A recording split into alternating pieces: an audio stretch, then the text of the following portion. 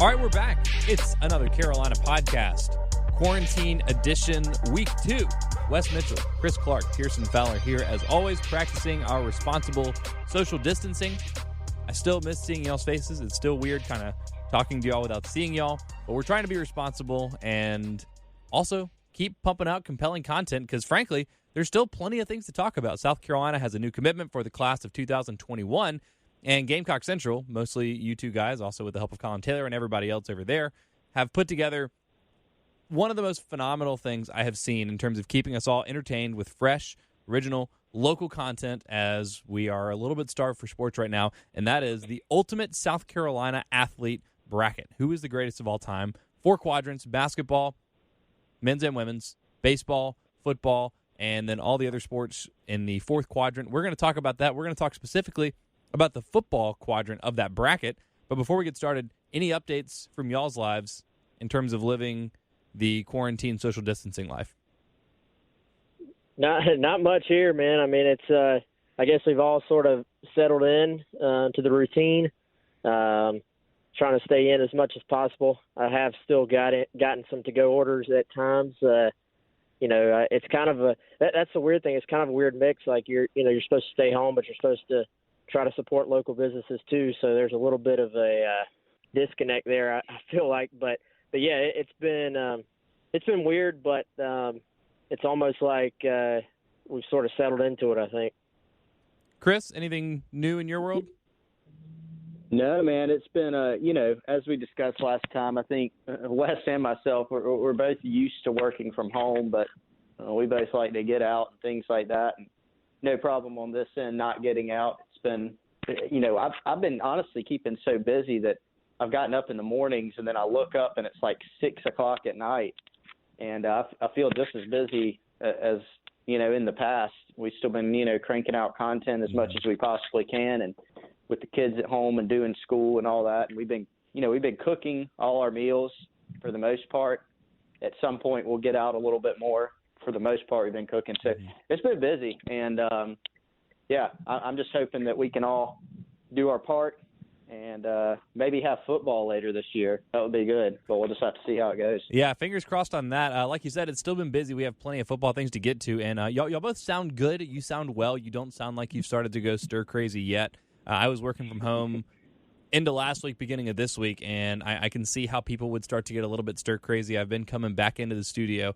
For reference, I'm the only one, so definitely practicing social distancing. There's basically nobody else in our building, much less in our studio, so I'm pretty much quarantining myself here in the podcast studio. As I mentioned, a little bit of football news, still some recruiting updates. I love that even though no official visits are allowed to happen, either hosting kids on campus or going to see kids at their respective schools, where they also are not right now because schools are closed pretty much around the country, and certainly here in South Carolina, also in Georgia. South Carolina still got another commitment, Marcellus Dial from Milledgeville, Georgia, class of 2021. He's actually a JUCO kid, but he's a cornerback. Wes, you did your write-up, the Inside the Commitment on the Insiders Forum on Gamecock Central, so give me the skinny on Marcellus Dial. Yeah, originally from Woodruff, South Carolina, Woodruff High. This is a kid, without going into the details, that's been through a lot in his life, has sort of had to persevere and needed a stint at JUCO out of high school, but really has just worked hard, man, and really earned everything he's gotten. I was told he is probably the hardest worker on that Georgia military team.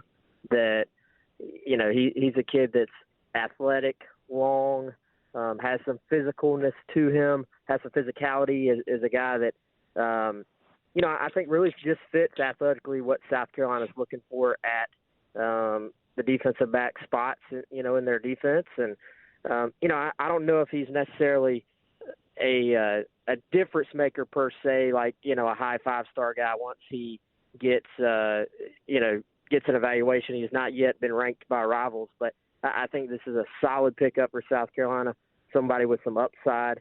And there's actually an interesting connection there. Tremaine Tyler, who a lot of people will remember played defensive back for South Carolina back, I believe that was Holt's era.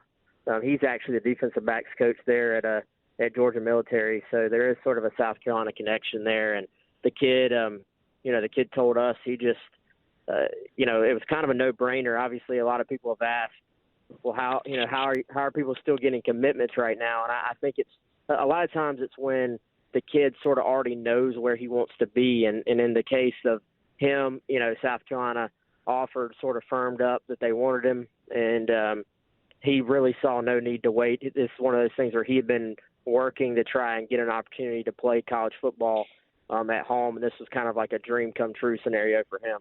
Yeah, when you look at his rival page, it's a little bit sparse. The only school that's listed as having interest or having offered him is South Carolina. There's not a whole lot of stuff, and as I mentioned, obviously a JUCO guy, so no stars, hasn't been scouted yet, I guess, is what I've learned in the last couple of weeks that means. But other than like the pre-existing relationship, which would certainly make sense that South Carolina would be a front runner for him, well, what's the story in terms of other offers that maybe would have come to fruition that didn't come to fruition, or why was this not a guy that was sought after, coming out of high school or even now as he's leaving junior college, that South Carolina sees in him that's worth giving him a scholarship offer at this point?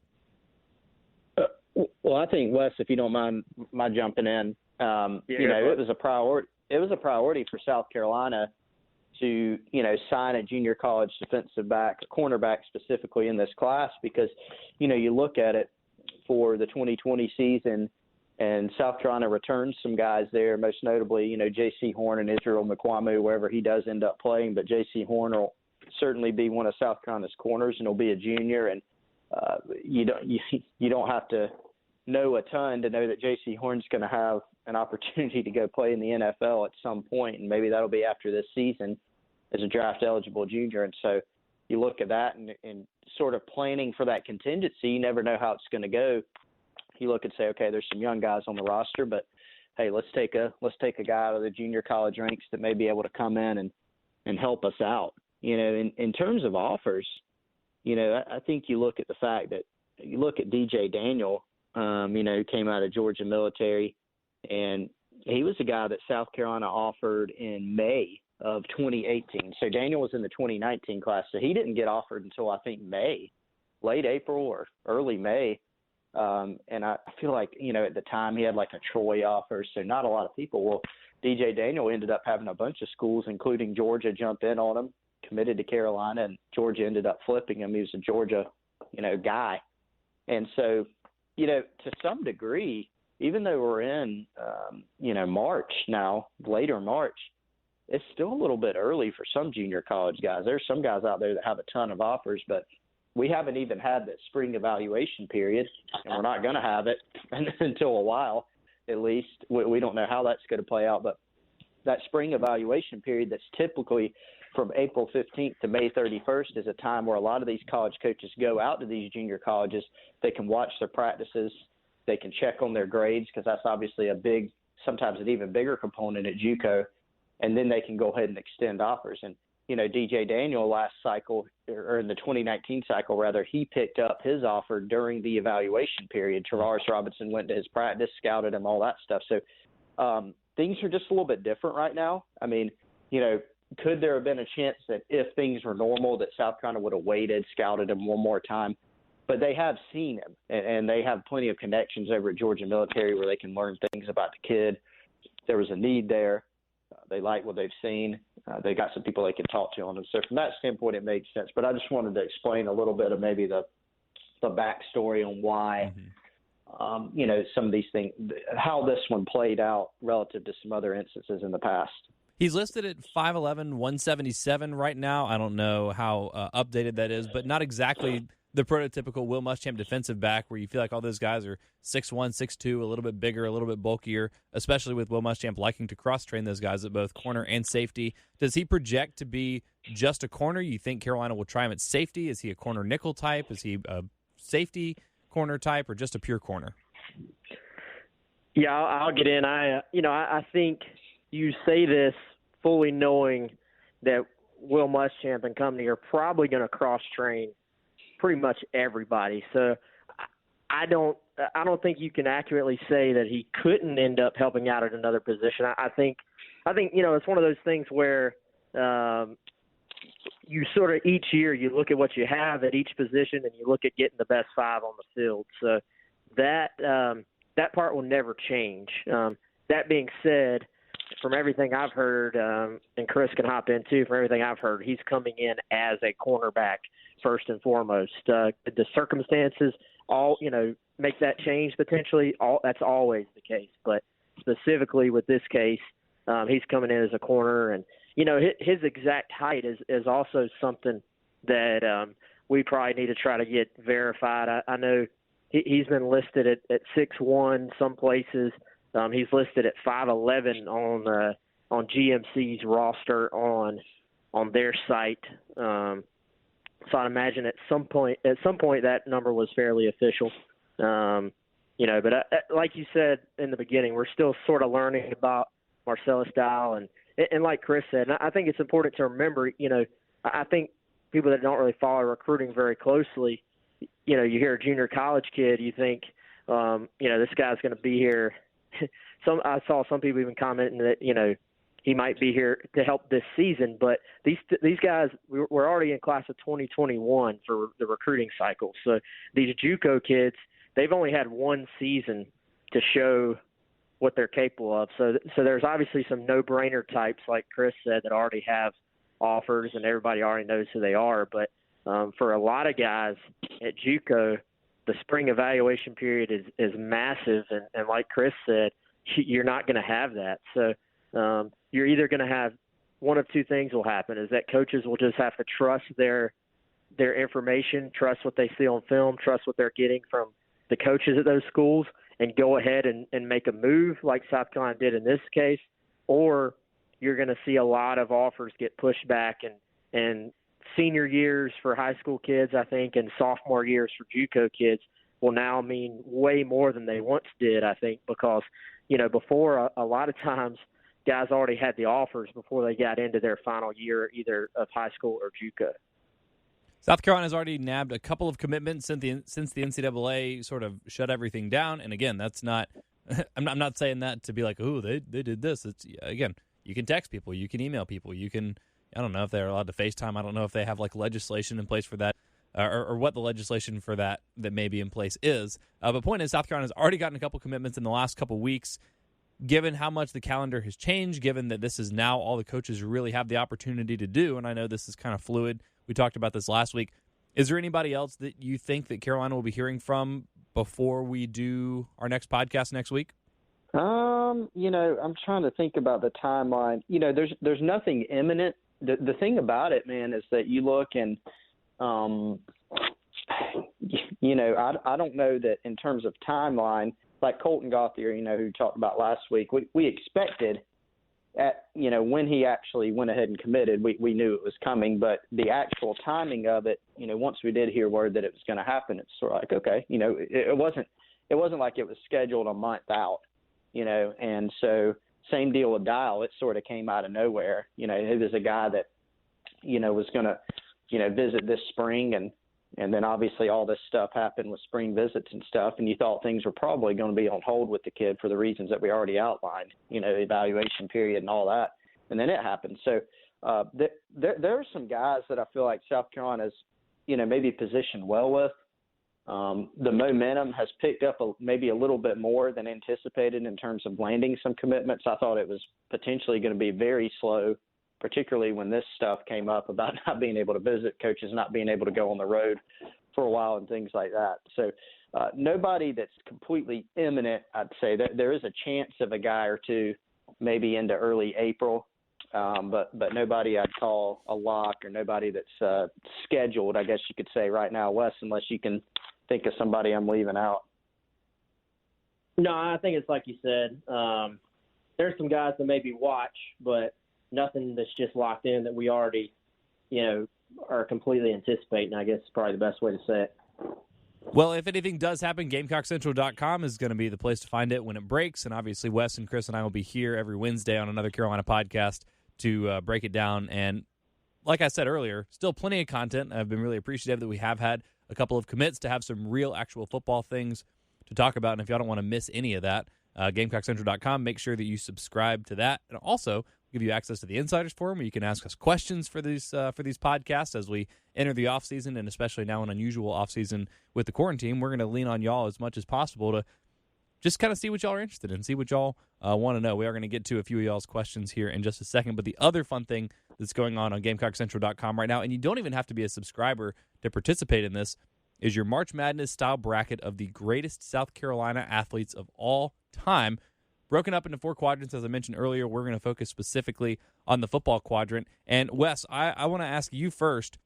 I'm very curious, as someone that does a similar thing to you. I consider you all reporters and journalists. I consider myself in entertainment, but at this point, we're all kind of trying to be creative in terms of generating compelling sports content. So what was your process, you and your coworkers over at Gamecock Central, in terms of developing this list, specifically for the 16 football players that you put in the top left quadrant of the bracket?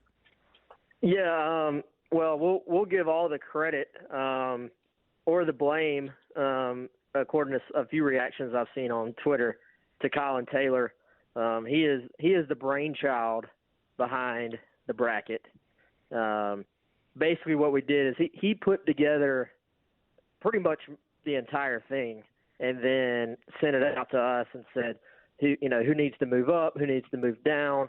I think we both had some feedback. Do you have it pulled up right now, Pearson? I do. What is Marcus Lattimore again? What seed? Marcus Lattimore is a 4 seed. 4. Okay, yeah. I think my one bit of feedback was to have Lattimore higher. He wasn't a 4 seed initially. I think Chris's feedback was, what was it, to add, was it Norwood that was missing initially? Yeah, Eric Norwood was a guy that, he was a guy that I sort of, I guess you could hypothetically stand on the table for. He stood on his quarantined table at his house. It was Lysol and all that. So yeah, but yeah, so I think that was kind of it. I mean, for the most part, Colin did the work. I tell you, the feedback we've gotten, the most sort of one we've heard the most on, has been Connor Shaw, I believe, is a 6 seed, which has upset a lot of folks. And on the basketball side, B.J. Mackey, all-time leading scorer, being a 9 seed, which some of that is B.J. Mackey himself took issue with that lightheartedly on Twitter. But the issue with that one is that it's men and women's basketball, combined. So could you put, could you make an argument that Mackey still should be higher? Absolutely, but you're pulling from a pool of players that are, really. I think you could have made a case for even doing a men's basketball and a women's basketball separate regions, as especially as good as the girls players are on there. But I think the thought process was that we wanted to include some of the better players from other sports as well.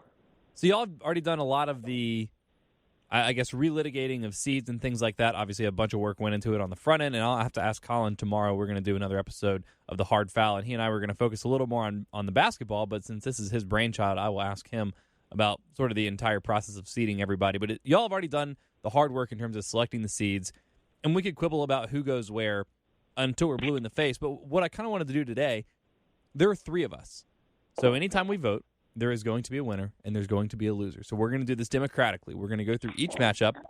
We're going to discuss it, and we're going to pick a winner. We're going to pick which football player is going to represent or is going to be represented in the Final Four of this bracket. Before we start, do you have any qualms, anything that you want to get out of the way, anything that you want to add to the process in terms of how we discuss and pick winners in this? I'm good. You good, Chris? Yeah, I'm good. Just, everybody, each person might have his own set of criteria, and that's a good thing. That's perfect. And we don't even need a tiebreaker, again, because there are 3 of us. So we'll just get started with the 1 seed versus the 16 seed, George Rogers versus Steve Tannehill. This is a no-brainer. This is why it's a 1 versus 16. But as far as 1/16s go, this feels pretty close. So Tannehill is a guy, obviously he did some really good things on the field, but he's sort of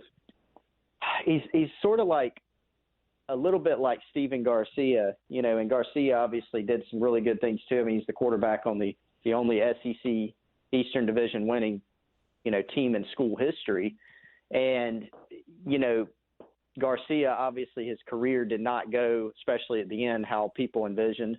And Tannehill, there's just a lot of different things. His personality, the iconic sort of some of the antics against Clemson, how he's stayed connected to the university. I think all those things are,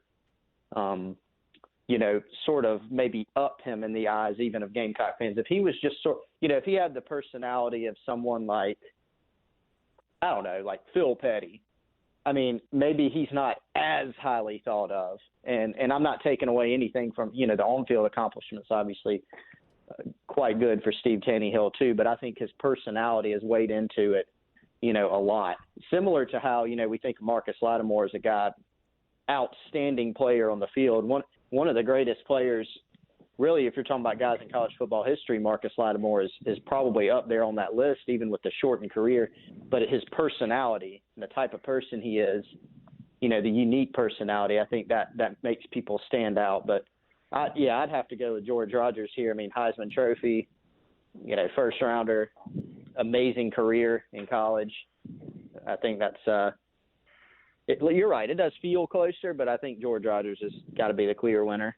Wes, any case for Steve Tannehill here? Obviously, great in his own right. There's a reason that he's a 16 seed. That means, in the opinion of those that made this bracket, i.e., you guys over at Gamecock Central, he's one of the 16 best South Carolina football players of all time. So no slight, especially not losing to the Heisman Trophy winner, George Rogers. But any case you want to make for Tannehill here, or just Rogers all the way? Yeah, no, I mean, I'll say I think Chris downplayed his numbers a little bit. I mean, the guy did pass for over 8,500 yards and threw 61 touchdowns. Like, I mean, his numbers are up there. But dude, Big George's numbers are just insane. I mean, rushed for 5,000 yards in his career. Obviously won the Heisman.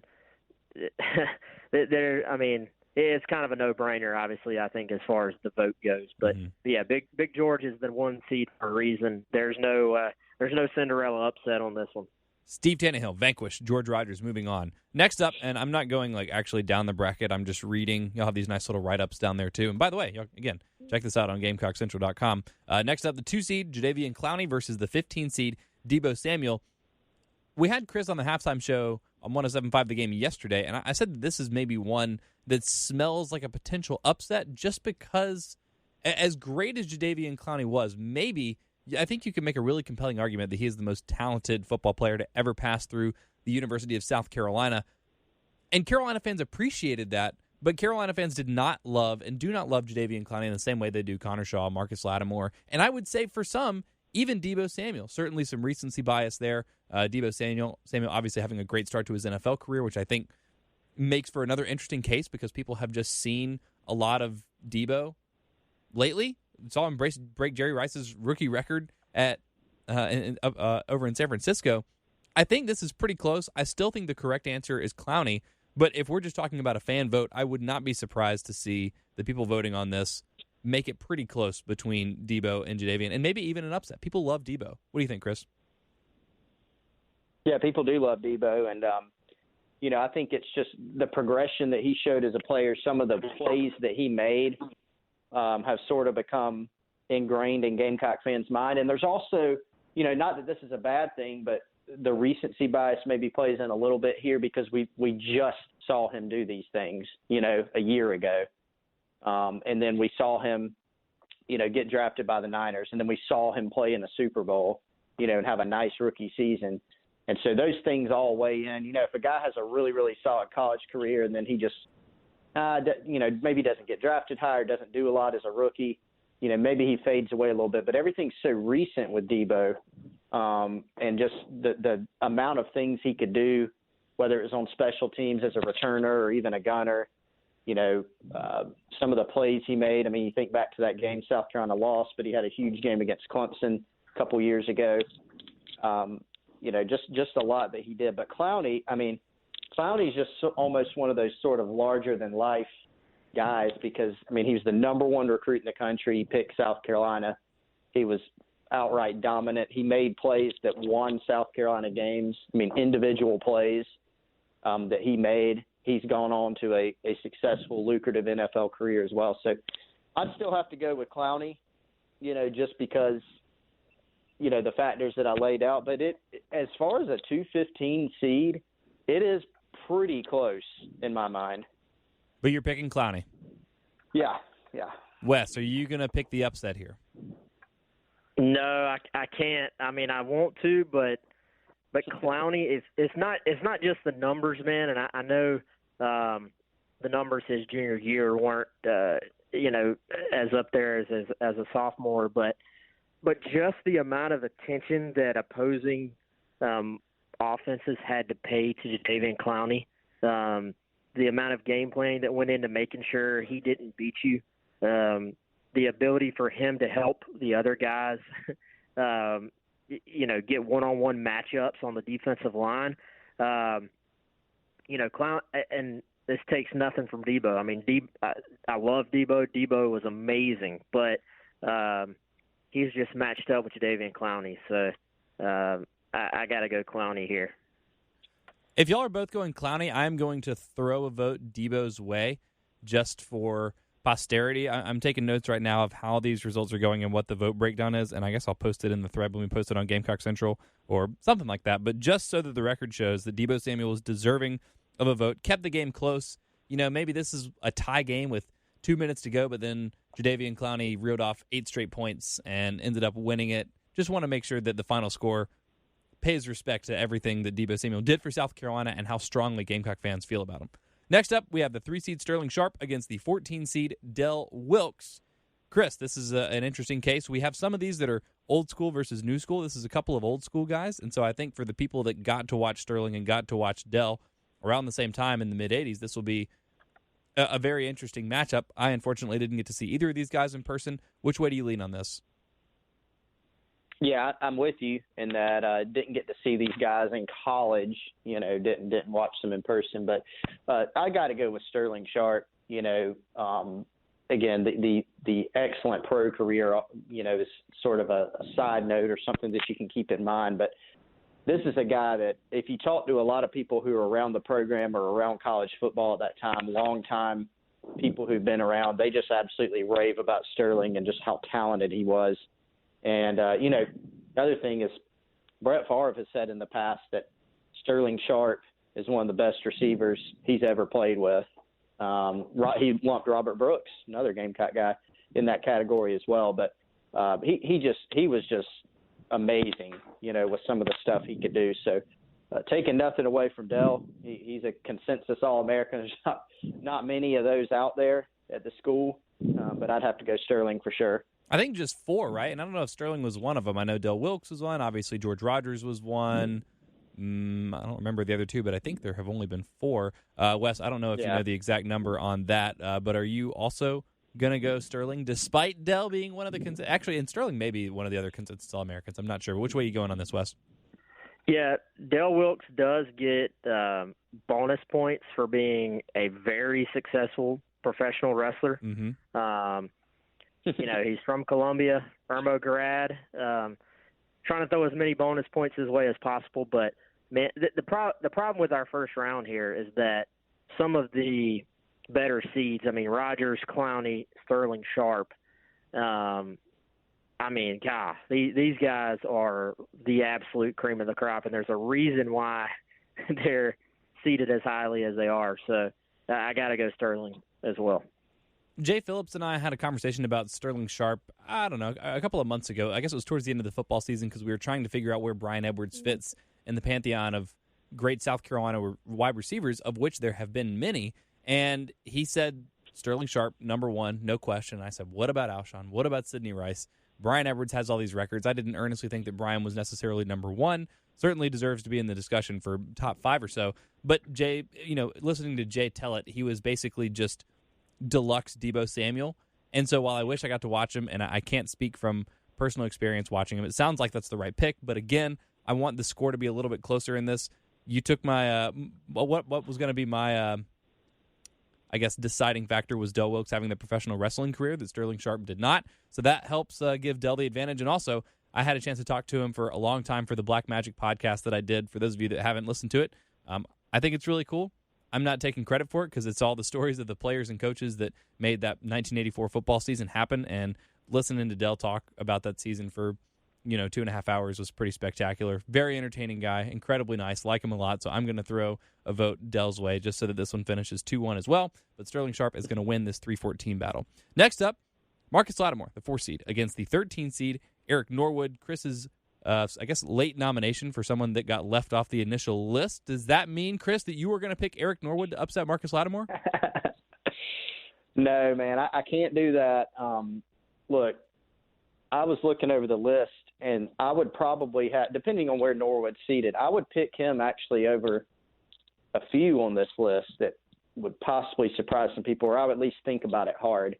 I can't place him over Marcus Lattimore because the guy on the other side is Marcus Lattimore. But Norwood, I mean, this guy, he's the school record holder in tackles for loss and sacks, right? I mean, that's pretty good.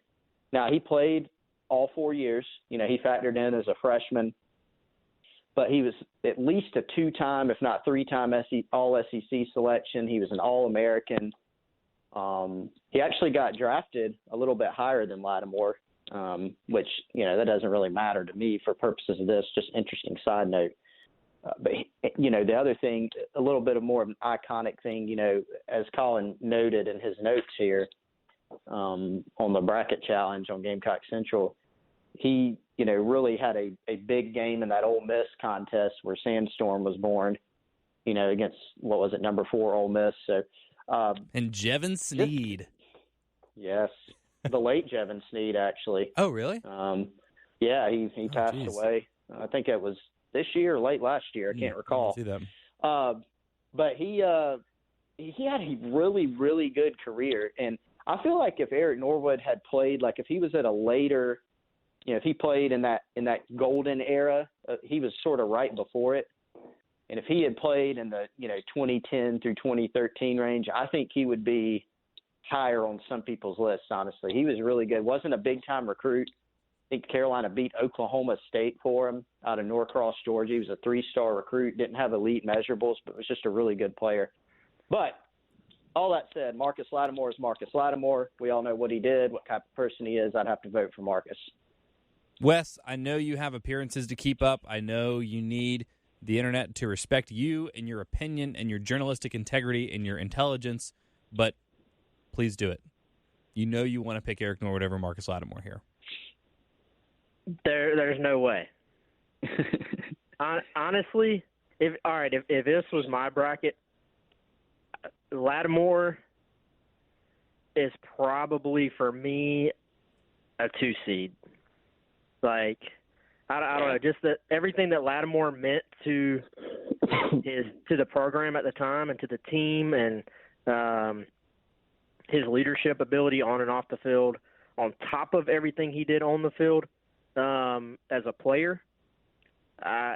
There are very few people you could put across from Marcus Lattimore that I would vote against him. So Lattimore all the way, man. So I'm looking at this blurb that y'all have here. Again, you have a little description of the head-to-head underneath all of these on Gamecock Central. I'm just going to read real quick. Lattimore had one of the best freshman seasons in school history, setting the freshman record for rushing yards, 1,197, touchdowns, 19, and points scored, 114, as part of his team's SEC East championship. Injuries derailed the rest of his career, but Lattimore still holds the school record for points scored in a season, touchdowns scored in a season, and a career. His 4th all-time in total points scored, the highest position player listed, and his 6th all-time in rushing yards in a career. Before I read that, I was thinking I'm going to make the case for Eric Norwood because he has the counting stats, because he has, as you mentioned, Chris, the school record in tackles for loss and for sacks. And as much as Marcus Lattimore is maybe the most important player to ever come through South Carolina's football program in terms of the impact that he had off the field as well as on the field, I was going to make the pure football argument that based on counting stats, because of Lattimore's injury-shortened career, and not even necessarily to hold it against him, but just to say, hey, what exactly are we discussing here? How are we measuring impact on the field versus impact off the field? I was going to go Norwood, And also, we need some upside here. We can't have this whole thing go chalk. But I didn't realize that he still had all those things, that he was still the highest position player in all-time points scored, that he had the record for points scored in a single season, touchdowns scored in a season and a career. I didn't realize that even still, with the injury-shortened career, he had all of those. So now my statistical argument is out the window, and we're left with a clean sweep. Marcus Lattimore, 3 votes. I'm really sorry, Eric Norwood. You were one of my favorites. Still are. No votes for Norwood. 3-0 clean sweep for Marcus Lattimore. Next up. Yeah, real quick, Pearson. Think about that. Think about how much of Lattimore's career did get taken away because of injury, and the fact he didn't play a senior year, and he still has the touchdown record when a guy named George Rogers, who, again, like we said, rushed for 5,000 yards, that guy played for your school, and you still have the touchdown record. Like, that is insane. Lattimore was a touchdown scoring machine when he was here. And he had probably, 20 more games to play in his career? He missed 4 his sophomore year and another 6 his junior year, or 5 his junior year, and then would have played at least 11 his senior year if he had stayed. That's a lot. That's a lot of games left on the table. Yeah, it's crazy, man. He would own every single record. He'd probably find a way to own all the receiving records too. Just if he did what he did in that Kentucky game, or the first half of that Kentucky game, every game after that. Next up, we have the 5 seed Alshon Jeffrey versus the 12 seed Brandon Bennett. Now things are getting interesting. The seed's obviously getting closer. Is this your first upset pick of the day, Chris? No. Bennett, obviously part of one of the more iconic moments in Gamecock history with the leap at Stanford Stadium with Georgia. But no, Alshon for me is, he's a guy that's one of the better guys in school history. There are not a lot of people I'd pick over him. I think he's going to make some noise in the bracket. When you think about physically dominant guys over the years, we talked about how Clowney was the most physically gifted, dominant, football player in Gamecock history. I don't know if anybody could even argue against that. But for me, Alshon is up there. I mean, he's in the top. He may be number 2. I think about Melvin Ingram. I think Sidney Rice, is one, just in the leaping ability to catch radius. But Alshon is just, he was a physical freak, honestly, some of the things that he could do, some of the plays he made. So I would pick Alshon. Wes, are you picking your first upset here? I think I am. Alshon, everybody on this list is great, but, the way people talk about Brandon Bennett seems like he was maybe one of the more, I don't know if underrated is the word, but because he's a bit overshadowed, I think, by all the sort of older generation Gamecocks will tell you about George. Anybody that's a sort of newer generation Gamecock will talk about Marcus. Brandon Bennett almost gets lost in the shuffle. Reading the blurb, he's second all-time in, a career with over 3,000 yards rushing. He did have the iconic play against Georgia. I don't know. Alshon's going to win the vote. Don't get me wrong. But I think you can make a pretty strong case for Brandon Bennett here. And as much as I like Alshon, I'm going to throw a vote at Brandon Bennett. Brandon Bennett, also the record holder for rushing yards in a single game, 278.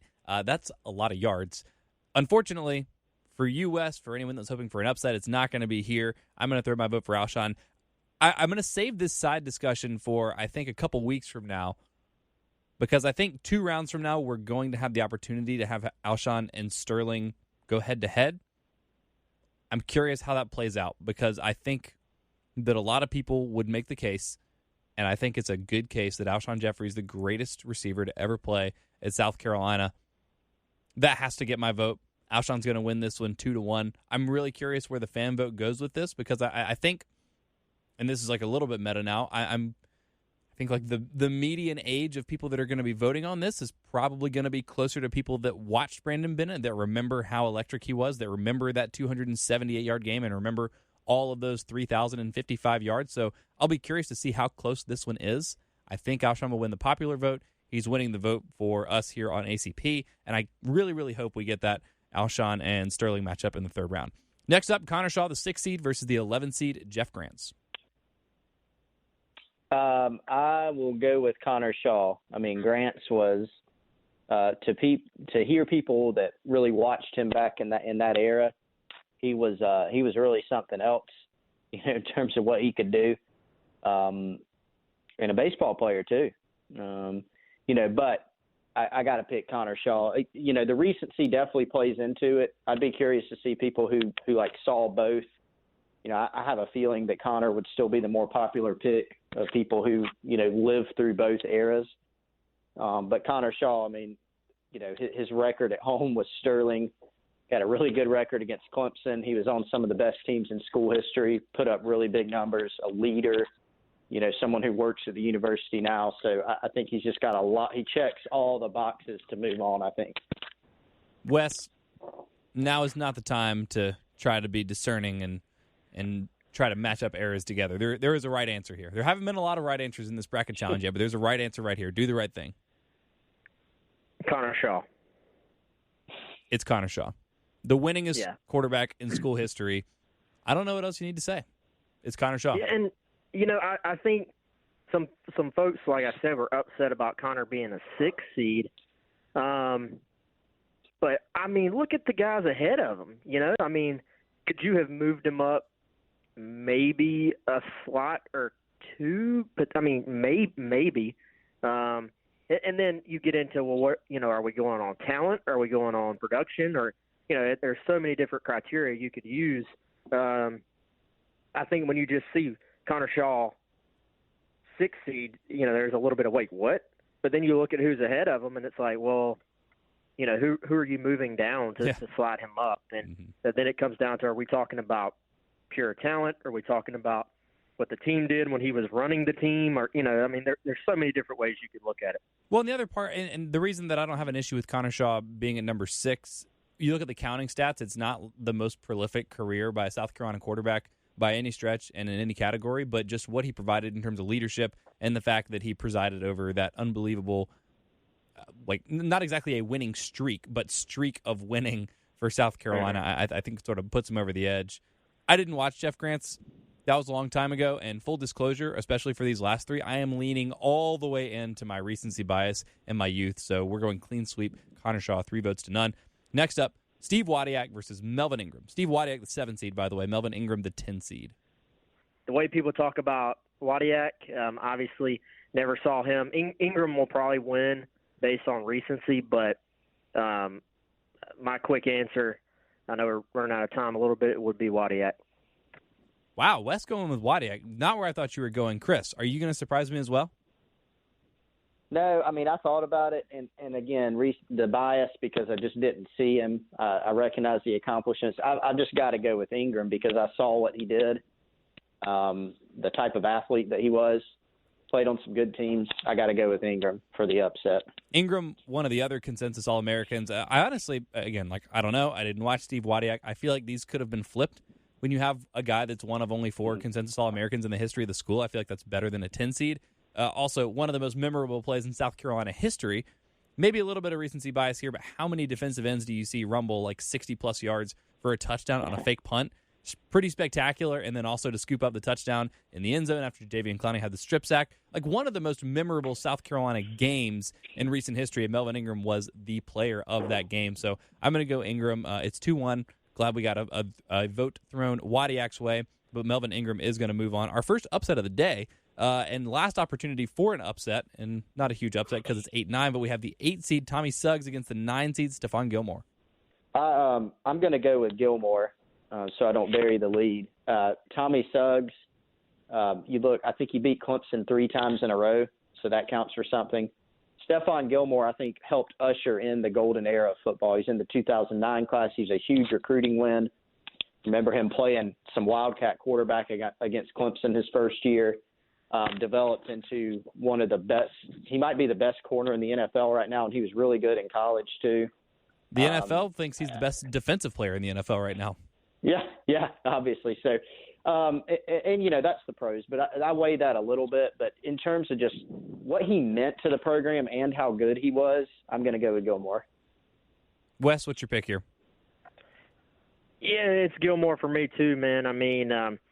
Tommy Suggs is obviously, as Colin pointed out, led the team to a conference championship in 1969.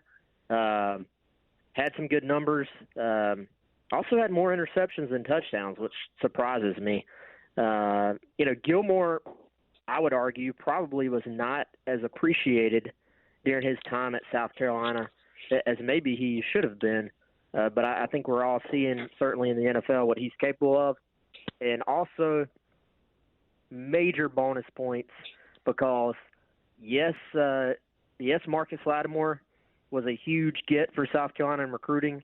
Yes, Jadeveon Clowney was as well. But if you go back to the 2009 class, really Stephon Gilmore's commitment was the one for me that started the trend of those in-state big-time guys picking South Carolina. I think that helped South Carolina with Devontae Holloman that year.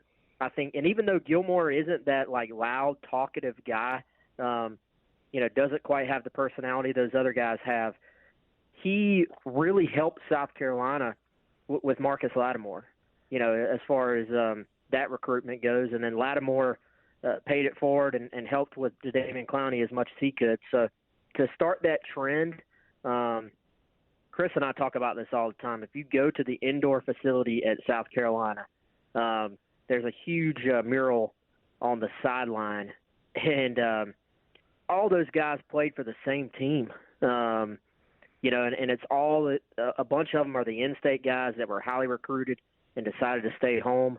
Gilmore started the trend, and I would have gave him the win anyway, but if I needed a tiebreaker, that's what would have pushed him over the top for me. Well, if we are taking into consideration those sort of off-the-field kind of meta benefits to just the South Carolina football program outside of just what they do on the field for the team, he definitely gets the nod there. He was the first of, 5 straight Mr. Footballs in the state of South Carolina that the Gamecocks were able to keep in South Carolina, so that's tremendous. And to your point about maybe not as appreciated in his time, I think Stephon Gilmore, for that exact reason, has had one of the more interesting careers of recent South Carolina players. He's really aged like a fine wine, and as soon as he got into the NFL, he was with the Bills, and the Bills weren't very good, and so Carolina fans almost kind of forgot about him. And while he had plenty of good years in Buffalo, no one was talking about him because he was in Buffalo, and then he goes to the Patriots, and it was like, wow, the Patriots are giving him all that money, and then he got a Super Bowl ring, and then he won Defensive Player of the Year. And it goes to show, as much as recency bias has been a crucial element of our whole conversation here, that has really impacted, I think, how Carolina fans remember Stephon Gilmore. Not that he wasn't great in his own right, but again, like there were so many plays where he was the last defender in the screen, and Carolina fans would be yelling at him for doing whatever, when in reality he was just covering up for somebody else's busted coverage. And just a really interesting career, a really interesting player. I'm also going to pick Stephon Gilmore. We're going with a clean sweep, 3 votes to 0 right here. So just to give you a quick update before we get some of y'all's questions and get out of here, next week we will have George Rogers facing Stephon Gilmore. We will have Marcus Lattimore versus Connor Shaw. Woo! That's going to be tough. Already not looking forward to picking that. Oh, no, sorry, wait a second. We have Alshon Jeffrey versus Marcus Lattimore. Also not looking forward to picking that. We will have Connor Shaw versus Sterling Sharp. We will have Melvin Ingram versus Jadeveon Clowney. So those are the matchups you have to look forward to in round 2. We're going to get to those next week, so you'll have plenty of time to think about it. Cast your vote. Let us know where we went right, where we went wrong, and of course, go vote on the actual thing on GamecockCentral.com. You can do it in the Insiders Forum or on the Fighting Gamecock Forum if you are not a subscriber to Gamecock Central, although you absolutely should be. And don't think that just because there are no sports, there's no content, because there's more content than ever. You heard Chris say off the top of the podcast, he feels like he's doing more than ever. And I guess speaking of that, I mentioned the listener questions that we're going to get to on the podcast, and we're going to be doing that regularly throughout the offseason and especially throughout the quarantine. We are going to get out of here today, but we will be back. We're going to give you just a little bit longer to post some more questions in that questions thread, and Wes and Chris are going to be back on a special No Huddle edition of the podcast a little bit later in the week, and Wes may have something else especially exciting in the works that hopefully we'll get to later this week or maybe early next week, so y'all keep your eyes on the Gamecock Central Podcast Network. We've got a bunch of content coming down the pipe. For those of you that missed it, Will Helms is back, and he is basically playing general manager for Gamecock Central. He broke down extensively the entire offensive line class for the 2020 NFL Draft. We're going position group by position group leading up to the NFL Draft. That's on the Gamecock Central Podcast Network. Colin Taylor and I are going to be back on the Hard Foul to discuss more of his bracketology for this greatest South Carolina athlete bracket, as well as wrap up the South Carolina basketball season. So plenty of content. Subscribe to GamecockCentral.com. Rate, review, and subscribe to the Gamecock Central Podcast Network. For Wes, for Chris, I'm Pearson. Thanks for listening, and we'll talk to you next week.